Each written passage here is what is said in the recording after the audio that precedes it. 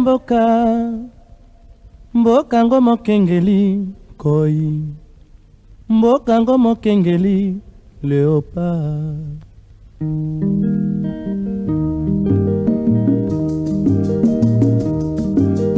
Mikolo tosekanaki na mosolo ya mboka Kongo ekoki tofungwani misolelo tomoni bozoba nyonso tosali boya kobongisa Kongo aveni ebongi tosala moto nyonso ata mwana Kongo ya mosolo.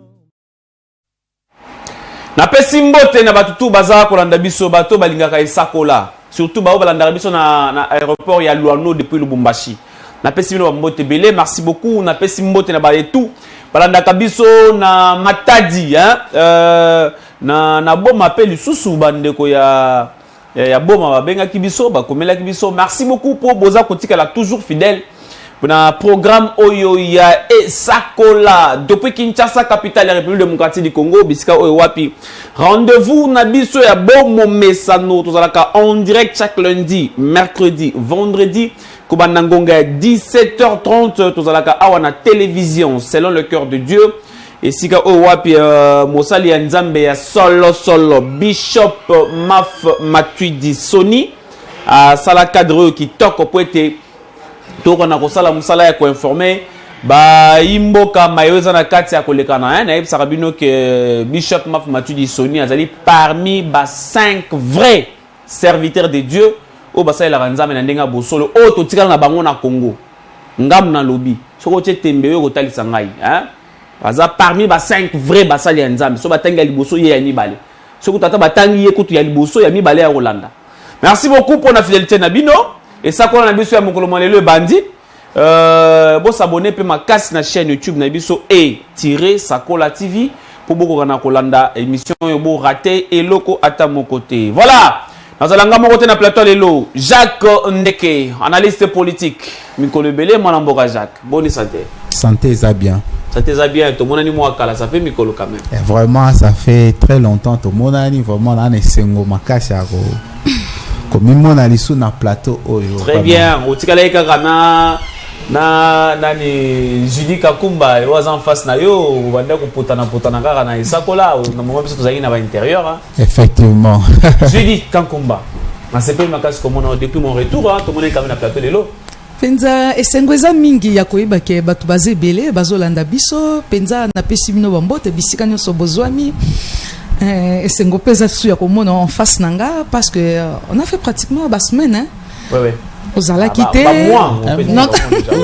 aux ala quitté au moment où yoye na commettre un accident tout ça l'écologie moi choc donc yango bando ça la kena mona na te mais on est là par la grâce de Dieu vraiment beauté comme succès na TV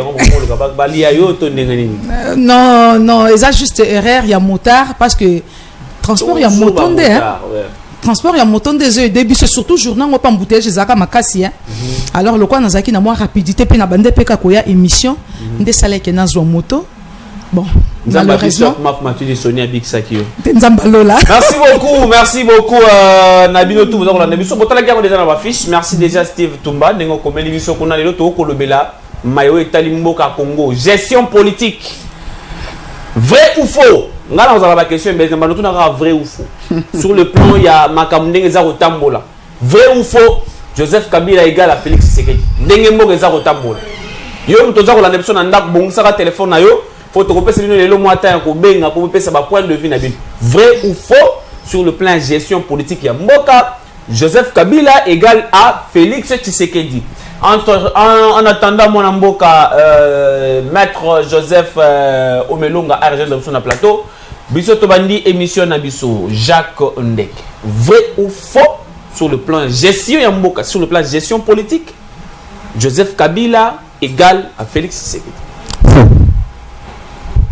yo boya ou pesa na différence na ligi muninga la gestion ya mboka Joseph Kabila n'est pas égal à Félix Tshisekedi. Parce qu'il y a plusieurs points où Joseph Kabila a géré qui n'a pas Félix Tshisekedi a géré peu na ndenge na ye. Je touché quelques points. Joseph na pouvoir ya Joseph Kabila eza na makambo oyo Joseph Kabila banda ko tolérer que Félix Tshisekedi azo tolérer te. Par exemple, nazo tenir na no point ya ku IGF par exemple. OK. Mais IGF ça existait depuis Kala, mais IGF existait depuis Kala, depuis toute époque. Il y a mon bout, voilà, très bien. Kabila Koutiango, il n'a pas utilisé cette institution. OK. Et tout le monde que Félix Tshisekedi a joué en haut, a passé en haut valeur, et IGF ils ont fonctionné quand même trop sentir que ils ont ça la musala. Malgré IGF ils ont accusé na ba Mali et Belé na 4 on a les dossiers on a des dossiers on a ba école et Belé IGF on ça la mangamo ka bo yebi guerre de maki récemment entretenu moi bana moi na mboka lingeti et là la boye IGF on peut na 4 ya maboto pote bon non IGF musala na eza inspection. OK. IGF a tout ça la musala il y a pouvoir judiciaire. Il y a l'inspection à Silici, à un rapport, à Pessi na ba juge mais baza musala ya ko lande la peut ko sanctionner. Très bien, évoluons. À part IGF. Alors total à IGF, azo sala musala nae, c'est différent que na période ya Joseph Kabila. Joseph Kabila. OK. Na période de Joseph il y a Félix. Félix tout centré pendant dévouement la volonté na makamba est. Il est parvenu même à dénoncer Kagame. Maintenant, tu as cas période de Joseph Kabila, Makamwa et ça, les matés. Non, tout ça là, tout ça. Donc, avec Joseph Kabila, parce que là, autant que Rwanda a agressé RDC. Oui. Donc, ça y a quand même, ils ont évolution, ils ont différence. Pour sentir qu'ils ont évolution, c'est une façon de qui s'amunguna qui te limite Makamwa ça là, on est prêt à t'affronter. À répéter en coup hier du sur un discours na tribune à 77e session. Oui, à répéter il a vraiment bravé les Cambodgiens. Il a parlé na tribune à Nations Unies que non Rwanda est à la base. Et biso ba congolais tokoti kangote. On sentit que c'est différent par rapport à Joseph Kabila. OK. Et ça n'a pas point belé au toko touché au sentir que il y a la différence entre gestion, il y a Joseph Kabila, gestion, il y a Félix Tshisekedi. Donc pour toi, jusque-là, c'est Félix Azana qui a fait un effort pour les cas Joseph Kabila. Oui, Joseph Kabila a fait un effort dans le niveau naïe. OK. Mais Félix Tshisekedi a fait un effort dans le niveau naïe. Non, entre parenthèses. Parce que Félix Tshisekedi, je sens en lui l'esprit du sphinx. Il y a Étienne. Et ça. Franck Diongo Azobo Yawana to Oyozobo non Franck Diongo il Azobo ya parce que azana na façon na azo talela. OK. Mais biso tozo ça l'analyse. On est en train d'analyser. Très bien. Façon Félix Tshisekedi azo kende na politique naé, nous sentons l'esprit du sphinx. Quelqu'un qui refuse Mabé, qui prend que makambo ça le comme il faut. Quelqu'un qui est prêt à dénoncer petit bateau bazar, nous pensons sentir qu'il fournit un effort. Mais après, effort on a tout le bataille que c'est la réussite, on sent à 100%, mais on sent en lui cet effort-là. Il y a qu'à faire changer Makambo. Très bien, effort à faire changer Makambo, mais quand même il faut bon dire que non sur le plan social, Joseph Kabila l'équipe pour Bino Banda Bouye social à Mboka. Par terre, hein. Bon, on avait mis parce que le dit quand même que Félix moi je fais juste une analyse. Tout à fait. Quand même gestion sociale Yambo, quand vous pouvez accepter que Joseph Kabila a tiré barre l'écolo par rapport à bon, gestion sociale Yambo, il y a Joseph Kabila. C'est que Joseph Kabila doit pouvoir dans 2001 dollars ils arrivent combien? Nous avons attaqué $, combien? Et puis attaqué à mon combien? Ce que vous verrez que Joseph Kabila peut attaquer social à niveau au bino bate. Bien sûr qu'attaquer $, on a 16. Mais ça qui combien la période dans le musée? Il fallait maintenir parce que le musée a là qui biso ba centime, a là qui biso ba 1 franc. Il fallait ba 1 franc na ba centime Et ça l'a-t-il, ça allait nous aider. Ndenge période à musée zaki $100 était zaki égal ce qui a 100 francs 100 francs 100 francs $100 oui. Si et là on a tout à bomba kamoti lelo et nani Félix Tshisekedi a azu yango a bombi yango mais les Congolais asa millionnaire qu'un fonctionnaire au bas fout par exemple 200 000 francs c'est un millionnaire en dollars. Vrai ou faux que social Joseph Kabila dans la période de Joseph Kabila et l'équipe sociale dans la période de Félix? Vrai ou faux? Faux. Et l'équité.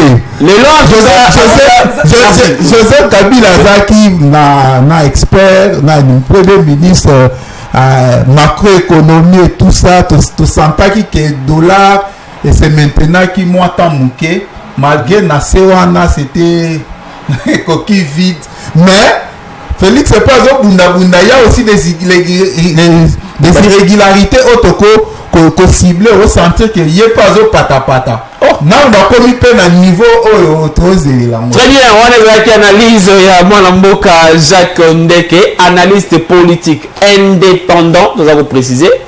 Vous qui n'avez pas ici bas plan. Hein? Les lois émissions de l'Ezara Bongo, vrai ou faux? Donc, au bêta bas plan, au bimi, ça va mailler, na yo, on est au monde juridique en combat. Vrai ou faux que gestion Yamboka? Hein? Sur le plan politique, presque tout. Joseph Kabila égale à Félix Tshisekedi. C'est faux. C'est faux. Pourquoi? Parce que, premièrement, on a la comparaison. Et puis, on a Félix Tshisekedi, on a Joseph Kabila. Parce que maintenant, on a Azana, Reine Nayendenge, à Kendaki na Makambo. Mais, en tant que moi, Namboka, donc comparaison comme les Kinois disent il n'y a pas match. Pourquoi? Parce que moi Namboka Félix Tshisekedi Tshilombo atika akuta mboka ona ndenge moko je ne sais pas comment expliquer. Nalina pe saka exemple mo ya mukie. L'autre fois R a ko inauguré comment on appelle ça machine o basalaki pour na kopesa biso mai na mopanzi ya lemba yimbo régie des eaux régie des eaux la recherche na sali nazo yoka machine wana esalama depuis 1974 à l'époque ya maréchal Mobutu ti maréchal usine wana ya lemba yimbo tout justement usine wana esalama depuis 1974 depuis maréchal azaki na pouvoir maréchal alongwe na pouvoir na 1997 Kabila le père aye Kabila le père kutu na lobaka azalaka na position moko accroupi parce que aumela te akenda atiki biso Raïs a eu pouvoir surtout compté banda 2001 ti aye kotika bo condition na 18 ans donc situation ezaki koleka kuna ezaki na matoi na ye azaki koyoka yango ayebaki yango donc to sa comparaison na mwana mboka Félix Tshisekedi Tshilombo te likambo na lingi na loba nazalaki surpris ya koyoka constitution na biso ezoloba ke gratuité et enseignement constitution la biso ezolobela yango depuis kala constitution en 2006 mboka Félix Tshisekedi Tshilombo RAE na pouvoir atika le changer constitution te donc kako ya kutaki mais lelo a appliqué yango siko pourquoi tozolinga to sa comparaison bandeko ya FCC na yambi bango a plusieurs fois bataille c'est clairement que gratuité et bandaki na période na bango mais ainda na ampleur eza na ngole lote na mopantini na école ni il faut expliquer biso. En tout cas, nazo linga ko sala comparaison te mais ngana linga oloba nde biloko ngana omona. Très bien. Oyo zomona. Pas Joseph Kabila ou na Félix Tshisekedi parce que baza ba kambi o balé Joseph Kabila alikaki na reine na ye Félix Tshisekedi aza siko na trône na ye. Donc baza ba kambi mboka o tozo pesa limenya respect ndenge to loba na le poto o tozo respecter mingi. Alors na koki ko sala comparaison te mais ngana zo loba o ngana omona o ngana yebi. Par exemple na pesi yango wana. Donc nazomona ba diplomatie au mwana mboka Félix Tshisekedi nazongi na ngambo ndeko Jacques. OK. Mwana mboka Félix Tshisekedi na mikolo lekaki ba uta ko sala comment on a sommet ya SADC. OK. Alobela ki suka makambu ya Rwanda.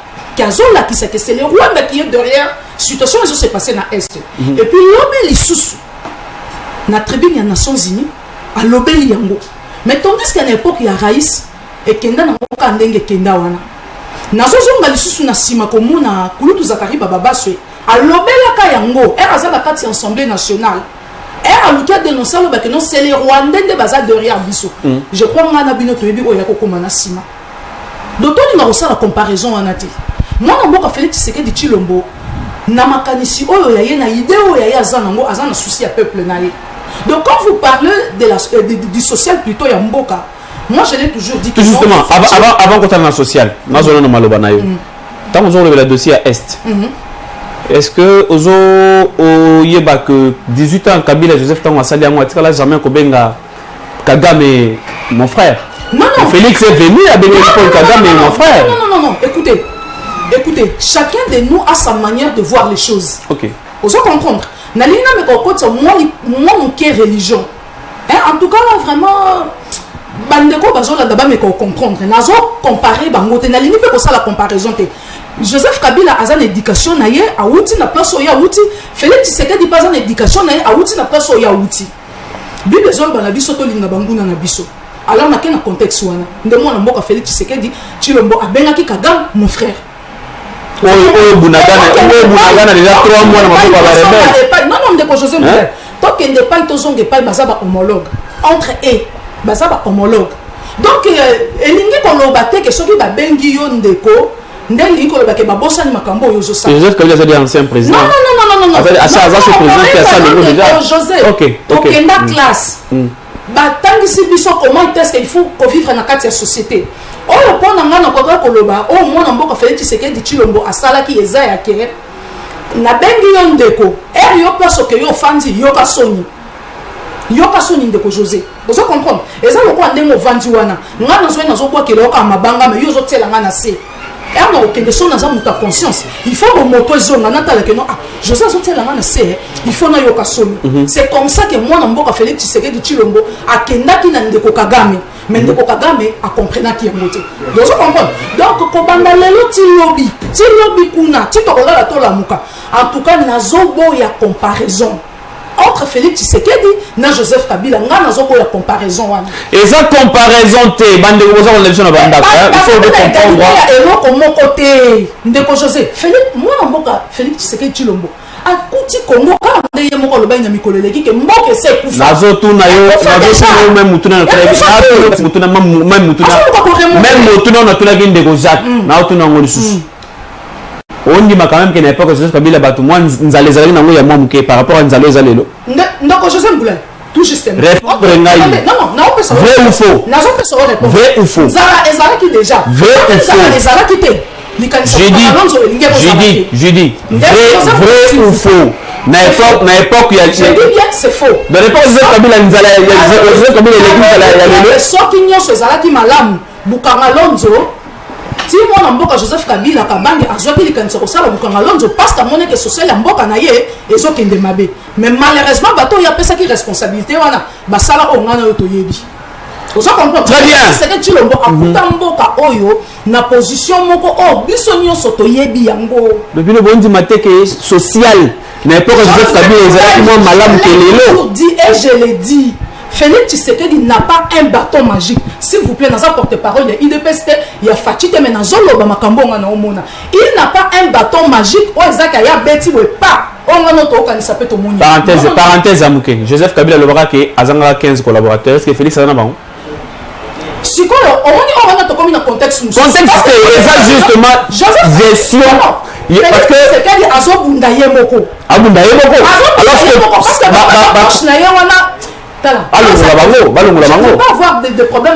beaucoup, merci beaucoup. Point de vue à Judith. La émission est vrai ou faux. Donc, bêta et logo, les cas, nous avons dit les cas. Nous avons un message. Comment message na yo? Monte au fond, la téléphone pour nous permettre de nous point de vue na bino. Voilà, dans nos 5 minutes, on va nous zelaye. Continue déjà dans le plateau na biso. Le temps. La technicien à disposition il a rejoindre sur le plateau maître Joseph Omelonga a pu participer peut sa point de vue na sujet tozanango mokolo mwalelo nazongi pa mwana mboka Jacques Ndeke Joseph Kabila lelaka 15 personnes lelo zomona ndenge par rapport à ba collaborateur ya chef de l'état oyo azana pouvoir Félix Antoine Tshisekedi Tshilombo ndeko moko bengaki bango hier que ba commissionnaire. Vraiment, c'est un grand problème, hein, un grand problème.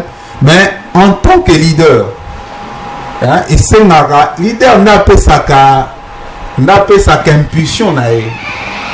Le leader, c'est le leader qui donne son impulsion. Félix Tshisekedi Batunyonso Azana Bango, ba collaborateur il n'y a pas des anges, ce sont des hommes. Bazana ba imperfection na Bango, c'est lui qui donne une ligne de conduite. Effectivement, ligne de conduite on a des ba suivre. Yango net même de la même façon na Joseph Kabila, lui aussi avait vu que non, il n'a pas des anges, il a des gens qui ont des imperfections et des erreurs. Ce qui est important en tant que chef, que non, ni go ozo pesa na ba collaborateur na yo pour balanda, na ndenge ozo sanctionner ba réaction na ba comportement na ba. Mais écoutez mon amboka Jacques. Baloba qu'il n'y a jamais eu de mauvais troupes hein. Oui français on a. Bino batu butanga, oui français on n'y a jamais eu de mauvais troupes quand même. Est-ce que vous avez noté que ce qui mandat ya Félix Tshisekedi eza ko bunda na décollage c'est quelques fois et quelque part aussi moi dans ma responsabilité c'est pas na yemoko en tant que président dans ma responsabilité pas na été je Félix sanctionne Penza oui Félix sanctionne ya solana oui très bien on va revenir vers yo je nazo omoni eza makambo susu obiso tomoni na pouvoir ya Félix Tshisekedi oto bana mona à l'époque té makambo ba pourcentage tout ce qu'on est en train de Kabila ezalaki té to bana mona ezalaki na mona té to bana mona ngote sikoyo wana oto zo mona ngo ça dit c'est comme si eloko moko ezaki caché. Félix Abimsa on a passé c'est-à-dire le point que na kosila nango en tout cas no kapena mwana mboka Jacques Ndeka zozora position moko boye vraiment merci beaucoup mwana mboka to yambi malgré Kinshasa va retard hein maître Joseph Omelonga. Merci beaucoup, monsieur le journaliste. Je vais d'abord m'excuser par rapport à 10 minutes que j'ai déjà consommé. Vous-même, vous savez les conditions à Mboka président Tshisekedi. Très bien. Fachi Béton. Fachi Béton, on l'a toujours appelé. Ok. Mais cette appellation n'a pas tellement eu d'impact pour moi et pour les autres qui sont derrière moi. C'est parce que Fachi Béton, Fachi Béton, il était venu avec l'objectif de bétonner très bien notre pays qui est la RDC. Et voilà pourquoi aujourd'hui nous voyons dans toute l'étendue de la République démocratique du Congo, comment le pays est en train de marcher.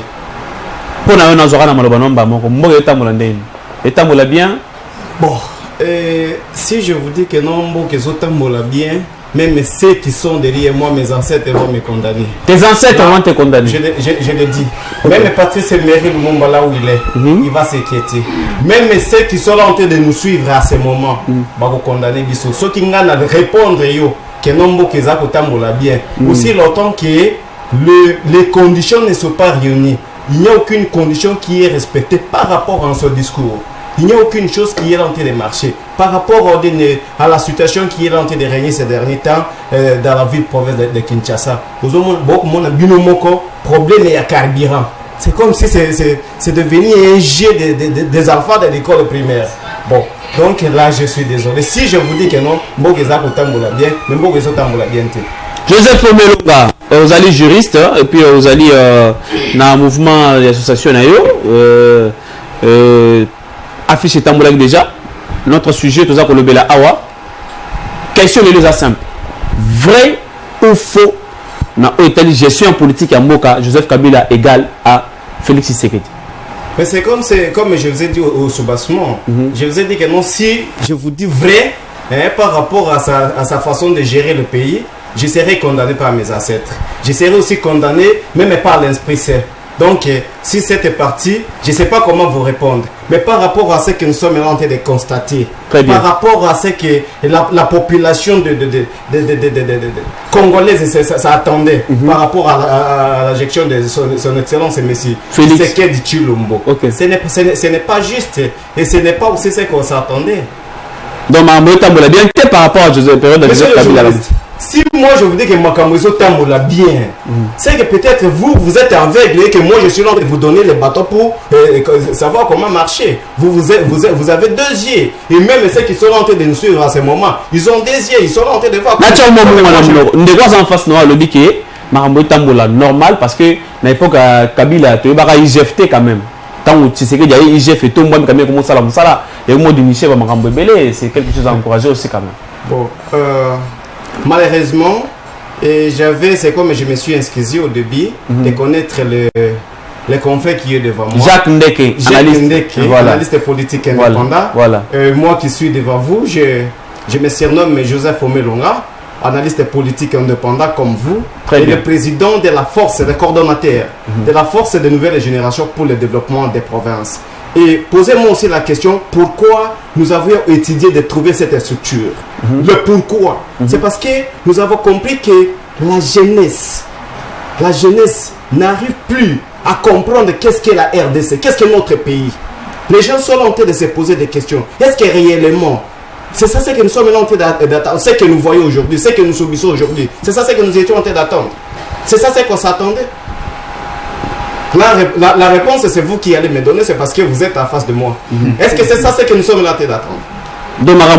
C'est la réalité. Moi, je vous ai donné un exemple. L'exemple qui est typique, mon frère ami. Vous voyez la situation du Kabila à Kinshasa, vous le voyez. Vous n'allez pas me dire que non, vous n'étiez pas depuis l'année passée ici à Kinshasa pour compte tenu le problème est là de la gratuité de l'enseignement. Vous le voyez. Vous voyez aussi le social. Vous voyez comment la population sont en train de pleurer dans toute l'étendue de la RDC. Et vous voyez comment les sécurités, c'est que M. Tshisekedi Tshilombo avait promis au peuple congolais qu'il va faire toute une année à l'Est. Combien de mois il avait fait? On ne peut pas parler de mois. Combien de jours il avait fait à l'Est du pays? D'où vous allez me dire aujourd'hui que non, les histoires sont en train de marcher bien, bon, par rapport à votre façon d'analyser, et moi j'ai ma façon d'analyser et voir les choses. Vous êtes un analyste, mon frère. Très bien. Vous êtes un analyste. Un analyste, c'est quelqu'un qui creuse les fonds. C'est pas quelqu'un qui reste dans les superficiels. Tu dois creuser les fonds. Tu dois pas faire les dialogues. Tu ne dois pas chercher à... Il y a il fait les dialogues pour juste... Moi, je n'ai pas dit que la gestion est vraiment à 100% OK. Je suis en train de recadrer. Tout à fait, mais on dit quand même... N'a lobby bien. Par rapport à la gestion passée, la gestion présente, il y a avancé volonté politique et zali pour faire changer les choses. Oui, l'équipe quand même, Joseph Kabila qui n'a ngoté. Effectivement. Tant que vous avez la gratuité, est-ce que na Kalayo bana la gratuité or que c'était constitutionnel pendant 18 ans? Oui. Bah mais quand ça à l'époque il y a Joseph et ça là t'as 2 mois t'es. Et puis c'est pas... Félix Tshisekedi, le président de la République, a vendu la Kiamo et c'était combattu, mais quand même, il vendit. Bien sûr que la classe réduire la classe, mais quand même la gratuité là. Dans le but que gratuité c'est la réussite à 100%, il y a des choses qu'il faut faire, telles que construire les écoles, améliorer les conditions des élèves dans les salles de classe. Et aussi, ajouter aussi les enseignants, moi, prime na bango pour qu'ils soient encore plus à l'aise, malgré ajouter bango. C'est ça. Le pays ne se développe pas dans un jour. Si tu suis l'histoire de la France, l'histoire de l'histoire s'est développée, ça pleut beaucoup tout bas siècle. Le problème, c'est quoi? Le président Félix Tshisekedi a posé fondement naïf. Et nous voyons qu'il est en train de poser sa base qu'un Congolais conscient, base naé. Congolais a la conscience, il peut voir que non, azotia base naé, pour l'avenir il y a Congolais. Très bien, moi qui na budget à combien maintenant proposition à budget c'est 14 milliards. Ngai na zo sala. Au comité mais ça part. Très bien, moi na mboka Jacques. Ce qui a doublé mandat naé à Matisi. Que nous en tant que Congolais nous devons avoir. Très bien. Na opesa maloba moi après moi na mboka Joseph Kalaminte mais nga na otaka moi mungu ana otali sabino maloba et makambu ndenge eza kotambola par rapport et bah promesse que chef de l'état hein tout ça on ndeko comme biso message bonsoir TVCD ceux qui ont ba invité na yo yebisa bango batika lokuta po biso peuple tosi tolembi lokuta na bango pe ya mokonzi na bango beton nzala emati pourcentage na 98%, vie sociale 0%, carton rouge et si topé ça qui déjà ezangai Yves Luzolo hein ndeko Yves Luzolo merci message notre tangiango pona ko chama mungu muke. Le chef de l'État Félix Antoine Tshisekedi Tshilombo avait promis la diaspora qu'il y a la Congo comme Allemagne et Afrique. Malheureusement pas mon amboka Joseph. Oyoki il est bimisi koto il faut bon dire quand même hein. Bon bon dire quand même qui avancé Zali par rapport au régime de Joseph Kabila. Vous savez le plus grand défaut que j'ai toujours eu est de ne pas encourager les mal évoluer. Okay. Et puis je vais aussi me rappeler. Un jour, mon père me disait, paix à son âme, même c'est directeur Jacques Tambala Konganga, Diketi, me disait, il faut faire en sorte de faire sortir de cet esclavagisme, de sortir de l'esclavagisme pour ne pas être flatteur de quelqu'un, même si la personne est plus âgée que toi. Et lorsque vous avez la compétence de recadrer et prouver aussi de quoi tu es, il faut aussi faire en sorte de le prouver. Donc je suis en face d'un ami, de mon confrère qui est devant moi, qui me dit, sans froid aux yeux, il n'a même pas la honte de ceux qui nous suivent. Ici à Kinshasa comme ailleurs. Il n'a pas la honte et il n'a même pas peur de dire que non, Mbogeza Kotambola bien, tu sais qu'il a fait ceci, tu sais que. Est-ce que vous savez quand est-ce qu'on peut parler de la gratuité de l'enseignement? Quand est-ce qu'on peut parler de la gratuité? C'est lorsque les conditions sont réunies. Mais lorsque les conditions n'est pas réunies, on ne peut pas parler de la gratuité. Monsieur, la gratuité, c'est quoi?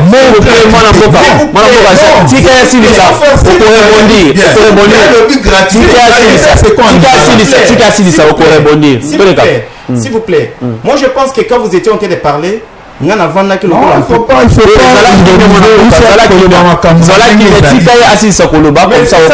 en train de vous dire, non? Très bien, allons-y. Laissez-moi parler et vous aurez aussi le minute de parler. Allons-y, on a 2 minutes déjà. Allons-y. Lorsque vous étiez en train de dire que non, tu sais que gratuité de l'enseignement à l'époque de Kabila. Mais à l'époque de Kabila, moi je ne suis pas fanatique de Kabila. Et j'ai connu peut-être la politique il n'y a même pas longtemps. Je ne suis pas fanatique de Kabila. Et je ne suis pas dans aucun parti politique pour que moi je soutienne Kabila et puis parler mal de Tshisekedi. Comprenez? Donc, la gratuité que vous parlez, les salaires que vous parlez, les enseignants les payent combien? Lorsqu'on passe 500 francs, et puis on augmente pour le salaire d'un enseignant, directement, les messages sont partagés par. À l'époque, ils étaient payés. Moi, je suis prêt pour te répondre à cette question. Rappelez les s'il vous plaît, c'est la ministre Naïd. Attends 30 secondes. Allez-y, il y a gratuité de l'enseignement. Gratuité de l'enseignement. Combien même des enfants qui sont bien encadrés par rapport à cette gratuité de l'enseignement? Allez-y à l'Est, vous allez voir comment les enfants, depuis l'ouverture, depuis la rentrée plutôt, jusqu'à aujourd'hui, est-ce que les enfants sont en train d'étudier normalement? Moi, il n'y a même pas 3 jours que moi je viens d'être à Kikwit. Allez-y à Kikwit, vous allez voir comment les enseignants sont en train de faire rentrer les enfants à la maison. Combien de fois ils sont impayés? Et vous allez me parler de la gratuité de l'enseignement. Parlez-moi au moins de d'autres choses et moi je peux te comprendre. Tu parles de l'impayement. Vous allez parler de gratuité, c'est pourquoi je suis très bien. Voilà, merci beaucoup. Anezalaki point de vue à mon amboka Joseph Omelonga, azali juriste. Voilà, ndeko to fongol téléphone. Benga opé sa point de vue na yo par rapport à sujet tous en angolais, le vrai ou faux sur le plan gestion, il y a politique, il y a mboka. Joseph Kabila égale à Félix Tshisekedi. Tout le monde a sur le plan il y a social, mon amboka Jacques. Panzanteke. Oui, comparer Yango, là où en face, c'est comme si il ne me comprend pas bien. Dans le but que Félix Tshisekedi a réussi à 100%. Mais je sais quand même, j'ai une bonne foi de reconnaître les efforts qu'il a fournis. Dans ce monde, quand même, moi, volontairement, moi, pas à Zosala. ma réalisation il y a monde dans Zoloba. Je suis pas un crat pour dire que non, c'est foutu, il n'a rien fait. Non. Très bien, sur le plan social. Sur le plan social. Le social de la population congolais. Et ça, à niveau autorisé, la montée parce qu'il y a des gens, il y a des chômeurs, tout il y a chômage, ils ont qu'à élevé. Tous autres, article na Wenze, ils ont vraiment. Ils ont social, ils ont vraiment na niveau autorisé la montée. Mbongo.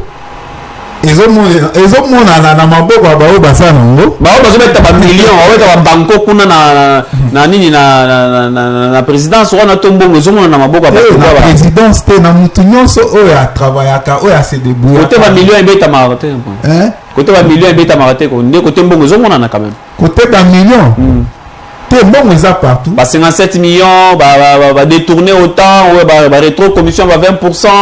Mais côté mbongo ezomona na polpo na yo mbongo eza nango ezomona na mbongo yo ezomona na muto azo se débrouiller muto azo travailler. OK oui mbongo ezali mais tokoloba te que bon situation ya congolais nyonso eza vraiment bien te. Il y a beaucoup de choses à faire na social. C'est ce que le budget au va voter na moni premier ministre a lobby que c'est un budget où il faut beaucoup focaliser sur le social de la population. Bon, total en 2013, c'est pas pour longtemps total. Est-ce que vous avez dit que Félix Tshisekedi a dit dans quelques mois à Pamba pour année année électorale, oui bien ou non? Oui, je sais. Est-ce que vous avez dit ennemi à Liboso Bengana Joseph Kabila na pouvoir, oui bien? C'était les sociaux à Congolais. Hein? Mais Félix a tapé 4 ans déjà. Hein? Les sociaux au Betia Mokara. Vous continuez à idéologie Izini à Kara Joseph Kabila. Social, quand on parle de social à la population, total. Plus précisément Liboumou à Congolais. Total la scolarité. Plus précisément Maboumou. Liboumou nous allons avoir la maturité à mon enfant. Total la vie. OK. Congolais. Soins de santé. OK. Logement. Total la nion soit là. Total la tout il y a chômage. Tout ça. Mais jusqu'à présent, avec beaucoup de sincérité, social la population, toko le barien te. Le bas clair et l'eau moté bouger.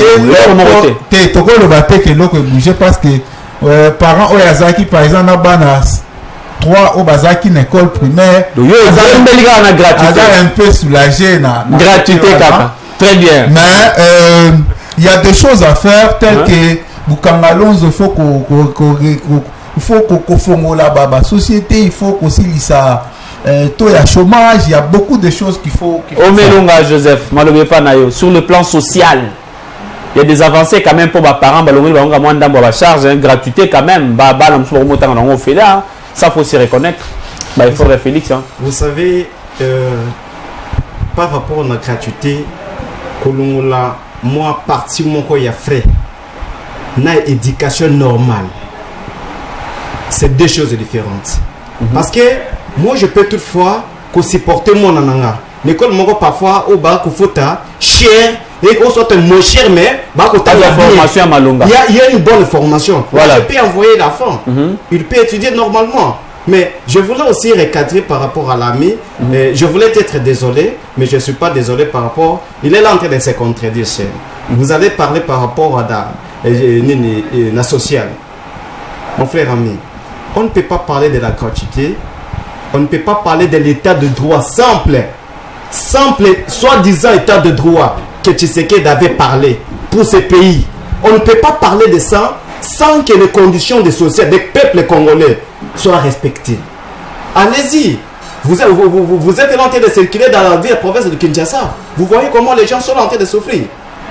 L'IPA Ezala qui a 300 francs, aujourd'hui ça a 700 francs. Un père qui était en 500 francs, aujourd'hui ça a 1500 francs. Allez-y circuler dans des dépôts. Vous allez voir comment les gens sont en train de souffrir. On ne peut pas encourager les mal évoluer. Vous savez, je me rappelle un jour, Patrice Emery Lumumba disait, toi et moi, même Tshisekedi lui-même, le président, disait ça. C'est ensemble que nous allons changer ce pays. Lorsque vous allez rester seulement derrière quelqu'un, pour encourager ce qu'on ne peut pas encourager, ou soit applaudir ce qu'on ne peut pas applaudir, parler ce qu'on ne peut pas parler, là je serais désolé. Je serais vraiment désolé par rapport à ce que vous êtes en train de parler. Il y a des gens qui nous suivent. Nous devons quand même donner du respect à ceux qui nous suivent à ce moment. Très bien. Nous devons leur donner du respect. Parce que lorsque vous parlez de social, il n'y a rien que Tshisekedi a changé. Il n'y a rien. Je vous dis, il n'y a rien sur ça. Moi, je peux lui donner 2% ou 2 points sur 100. Je vous dis ce qui est vrai. Tshisekedi n'a rien fait pour ce pays. Même les 4 ans qu'il a consommé, les 4 ans qu'il a consommé, il n'a rien fait pour ce pays. Il n'a rien fait pour le peuple congolais. Moi, je vous ai rappelé, qu'est-ce qu'il avait dit? Un mois, na Est. Combien de mois il avait fait? Et combien de jours il lui fait à l'étranger? Très bien. Très bien, merci beaucoup. Merci beaucoup, Anezaki Mwanamboka, Joseph Omelunga. Tokomi presque à la fin, il y a émission, mais message moi comme biso awa. Bonsoir ndeko journaliste, yebisa mutuana ya Tshisekedi atikela biso makelele eloko moko te batikali na yango na munoko kaka gratuité abongisi mboka ata bon nata bon j'ai pas bien compris ya Kabila tozala qui bien que tango voilà il allait dire na tango ya Kabila tozala qui bien que na tango ya béton na tango oyo tozo nyokwama ezangai Fabrice à partir ya commune ya Barumbu. Merci ndeko Fabrice pour na point de vue na yo ndengo talisi na pesi bino 20 secondes pour pesa point de vue ya suka pour aussi ces émissions na biso. Merci, monsieur le journaliste, pour la parole accordée. Je suis en train de m'intéresser à ce moment aux Congolais qui nous suivent. Très bien. Partout, à l'étranger, ici dans la ville-province de Kinshasa, dans toutes les provinces qui composent la République démocratique du Congo, je fais appel à la jeunesse. On ne peut pas être trompé et aussi être rétropé encore. Est-ce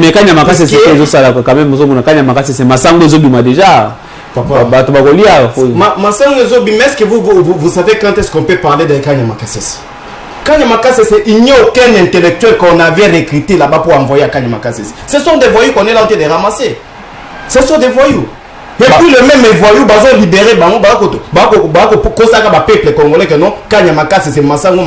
Si c'était vrai que non, les histoires de Kanya Makasese, les a pour ça à Moussala Nango, mais Massango est coquille qui t'attend là on a Kinshasa. Très bien, même en Boujima, il a proche de Kanya Makasese. Massango est coquille qui t'attend. déjà. Je disais, je fais appel à la jeunesse congolaise que non, on était manipulé par les hommes politiques il y a depuis longtemps et Toko Finzala, Makila et Tanguy partout dans toute l'étendue de la République démocratique du Congo. Jeunes, grâce à vous que le pays issu, la RDC va changer. On ne peut pas parfois soutenir ce qu'on ne peut pas soutenir. On ne peut pas défendre ce qui est indéfendable. Reconnaissons tous que non, Tshisekedi a sali eloko mokote na mboka na biso Congo depuis son entrée au pouvoir jusqu'à aujourd'hui. Moi je vais me rappeler par rapport à discours naïe. Je vais me rappeler par rapport à son appel. Au moins il a coupé sa main un combo. Tshisekedi béton. Voilà la réaction. Merci beaucoup. Ne pouvait pas cet état à l'époque de Kabila. Très bien. Les Congolais vivaient mieux, les Congolais s'en sortaient mieux. On payait les agents de l'État mieux qu'aujourd'hui. Et là, on a depuis Kala. Merci. Malheureusement, que pas là. Il est dans le radicalisme.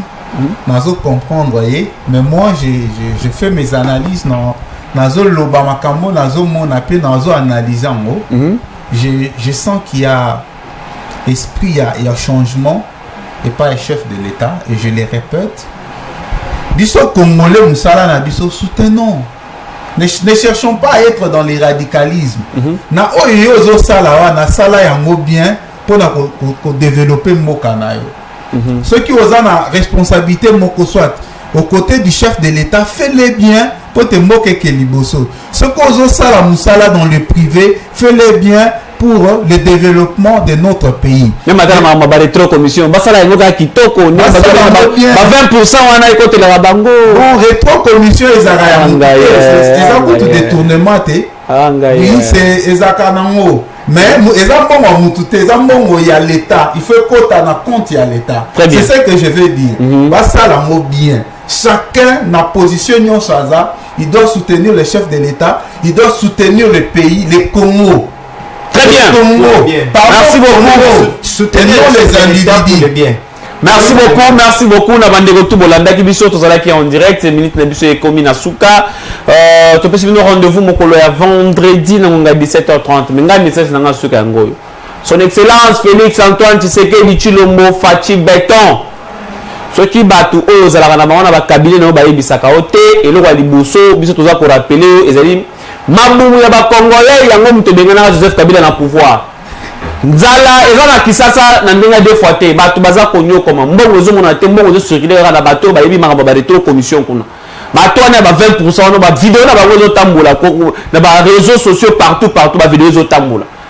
Ba 20 millions, ba 200 millions kaka bango na bango. Voilà. Message na ngana ebisa yo ngona ntangi mokonzi mboka social libumu tant on la social beaucoup plus total la libumu ya ba congolais ezana nzala libumu nzala ezala la matoité fait quelque chose pour être social ya mboka na okende liboso ministre de l'agriculture ya pêche hein vous avez belé le secteur na bino pour ça l'effort quinoise congolais en général alia nanzala na parce que potentialité ya mboka na biso ezali. Merci Bishop Maf Matuidi Sony, merci Mama Desi Kabund Matuidi, merci Steve Tumba Montréal hein? Donc Mukolo Masolo Oumela, toi tu iras au ciel, tu verras Jésus, Abraham et les autres là au fait c'est la biso bango mbote.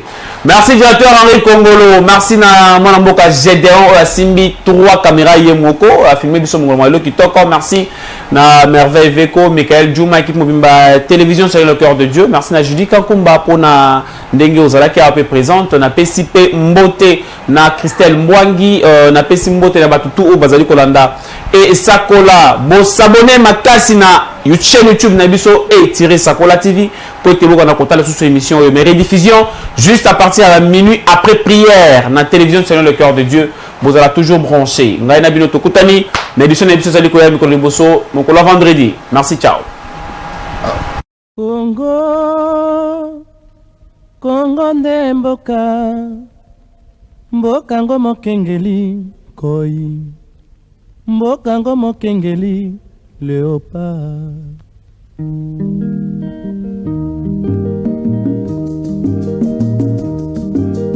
mikolo tosekelaki na mosolo ya mboka Kongo ekoki tofungwani misolelo tomoni bozoba nyonso tosali po ya kobongisa Kongo aveni ebongi tosala moto nyonso ata mwana Kongo ya mosolo.